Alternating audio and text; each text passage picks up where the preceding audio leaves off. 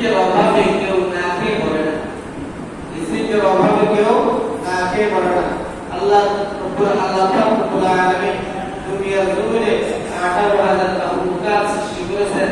আল্লাহ রব্বুল আলামিনের এমন কোন প্রাণী নাই রিজিকের অভাবে, খাওয়ার অভাবে, খাদ্যের অভাবে, অমুক জিনিসের অভাবে সে মারা গেছে, অমুক জিনিসের অভাবে সে ইন্তেকাল করেছে, অমুক জিনিসের অভাবে অমুক জিনিসটা সে পায় নাই, এই জন্য সে ইন্তেকাল করেছে, এমন কোন নজির পৃথিবীর জমিনে নাই। তবে আমাদের সমাজের মধ্যে আমরা প্রায় সময় একটা কথা বলে থাকি, আল্লাহ পাক রব্বুল আলামিন যদি মানুষকে রিজিক দিয়ে থাকেন, সবকিছু দিয়ে থাকেন, আমরা তো বিভিন্ন খবরের মধ্যে পাই, বিভিন্ন টেলিভিশন মধ্যে আমরা সংবাদ পাই, অনলাইন বিভিন্ন স্থানে আমরা সংবাদ পাই, অমুক জায়গার মধ্যে অমুক ব্যক্তি এই জিনিসটা না থাকার কারণে, অমুক জিনিসটা না থাকার কারণে, পর্যাপ্ত পরিমাণ খানা না থাকার কারণে, পর্যাপ্ত জিনিস না থাকার কারণে অমুক জায়গায় অমুক মানুষ মারা গেছে, যেমন দুর্ঘটনা ঘটেছে, তাহলে এটা কিভাবে হয়? কোনটা হাজির এর জবাব হলো রাসূলুল্লাহ সাল্লাল্লাহু আলাইহি ওয়াসাল্লামের সাহাবা এবং মুহাদ্দিসিনেরা উত্তর দিয়েছেন। তারা বলতেছেন যে পৃথিবীর জমিনে যত প্রাণী আল্লাহ পাক রব্বুল আলামিন সৃষ্টি করেছেন, প্রত্যেকটা প্রাণীর একটা নির্দিষ্ট হায়াত রয়েছে। প্রত্যেকটা প্রাণীর একটা কি রয়েছে? নির্দিষ্ট হায়াত রয়েছে। এই হায়াত যখন শেষ হয়ে যাবে তখন তার আল্লাহ পাক রব্বুল আলামিন তাকে সারা দিয়ে তার পরকালে চলে যেতে হবে।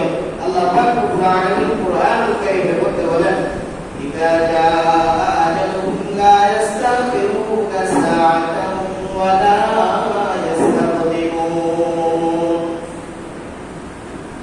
মানুষের মৃত্যু যখন চলে আসবে, মানুষের দুনিয়ার সফর যখন শেষ হয়ে যাবে, মানুষের হায়াত যখন শেষ হয়ে যাবে, মানুষের মৃত্যুর সময় যখন চলে আসবে, ইযা জাআ আজালুহুম লা ইস্তাগফিরুনা সাআতান ওয়া লা ইস্তাকদিমুন। তার মৃত্যুটা এক সেকেন্ড আগেও হবে না, এক সেকেন্ড পরে হবে না। আল্লাহ পাক রব্বুল আলামিনের হুকুম যে সময় ওই সময় হবে তার হায়াত শেষ হয়ে যাবে, আল্লাহ তাকে সারা দিয়ে পরকালে সে চলে যাবে। এই কারণে মুহাদ্দিসিনে কেরাম তারা বলেন, এই জন্য দেখা যায় দুনিয়ার জমিনে বহু মানুষ আছে, জিজ্ঞাসা করা হয় সে কি কারণে মারা গেছে, বলে টাইফয়েড রোগ, টাইফয়েড জ্বর হয়ে মারা গেছে, ক্যান্সার হয়ে মারা গেছে, হার্ট স্ট্রোক করে মারা গেছে, হাই প্রেসার ছিল মারা গেছে, দুর্ঘটনা হয়ে মারা গেছে, বাসের নিচে পড়ে মারা গেছে, বিভিন্ন সমস্যার কারণে সে মারা গেছে, ডায়াবেটিস বেশি ছিল, বিভিন্ন ধরনের সমস্যা ছিল। এগুলো সমস্যা ছিল না। আল্লাহ পাক রব্বুল আলামিন দুনিয়ার জমিনে মানুষকে কোনো একটা উসিলা দিয়ে দুনিয়া থেকে নিয়ে যান। এই কারণে বলা হয় কোন ব্যক্তি তো ক্যান্সার রোগে মারা গেছে, টিবি রোগে মারা গেছে, বিভিন্ন ধরনের রোগে মারা গেছে, অনেক বড় সমস্যা ছিল, সমস্যার কারণে সে মারা গেছে।